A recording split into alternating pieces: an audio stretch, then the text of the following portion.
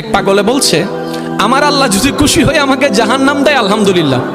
এবার শিক্ষিত সমাজ যারা আমাদের মতো কিছু আছে না, বেশি পণ্ডিত, এবার যাই বলতেছে সবাই চাই জান্নাতে যাইতে, এই পাগলে চাই জাহান্নামে যাইতে। কত বড় গাদা।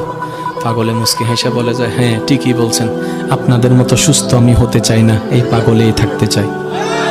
এবার তাদের একটু টনক লটলো, কই কেন? সবাই চাই জান্নাত, তুমি চাচ্ছ জাহান্নাম। বলে যে ভাইয়ারা, আপনারা মনে হয় আমার কথাটা খেয়াল করেন নাই। আমি বলেছি আমার রব যদি খুশি হয়ে, আমার রব যদি খুশি হয়ে আমাকে জাহান্নাম দেয়, আমি সেটাও নিতে রাজি। বলে যে এখনো বুঝলাম না। পাগল বলে জ্ঞান দিয়ে রবের বিষয় বোঝা যায় না, দিল দিয়ে বুঝতে হয়। আরে শুনো, রব যখন খুশি হয়ে যাবে জাহান্নামটা জান্নাত হয়ে যাবে, রব যখন নারাজ হয়ে যাবে জান্নাতটা জাহান্নাম হয়ে যাবে।